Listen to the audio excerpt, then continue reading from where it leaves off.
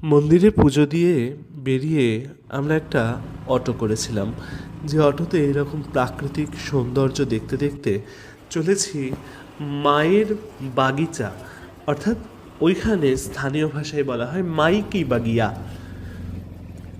সেইটার উদ্দেশ্যে। যদিও এর আগে আমরা আর একটা জায়গায় গিয়েছিলাম জৈন মন্দিরে, তবে সেখানে কিছু দেখানোর মতো নেই বলে তার ভিডিও আর আপলোড করলাম না। এই যে সামান্য দূরত্বের রাস্তা বলে আমরা তিনজন অটোতে করে চলেছি মায়ের বাগিচার উদ্দেশ্যে। পথে অপূর্ব সুন্দর বাগান, ছোট ছোট গাছ এবং বেশ বড় বড় মাপের হ্রদ বা সরোবর মতন সেগুলো রয়েছে। আর এই যে পথ, এই পথ দিয়েই করা হয় নর্মদা পরিক্রমা। এই যে কথা বলতে বলতেই পৌঁছে গেলাম মাইকি বাগিয়ার সামনে। এই হচ্ছে প্রধান দরজা।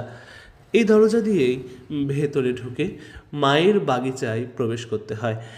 এইখানে যে পাহাড় রয়েছে, সেই পাহাড়ের ওপর রয়েছে তো নানাবিধ দামি দামি গাছ, এমনকি এখানে রয়েছে বহু দামি দামি ঔষধি গুণসম্পন্ন নানান জড়িবুটি, এবং ছবি তোলার জন্যেও একটা আদর্শ স্থান এই মাইকি বাগিচা। এই যে মন্দিরটি, এই মন্দিরেও দেবী নর্মদা প্রতিষ্ঠিত হয়ে আছেন। আমরা সকলে সিঁড়ি দিয়ে নামছি আস্তে আস্তে নেবে।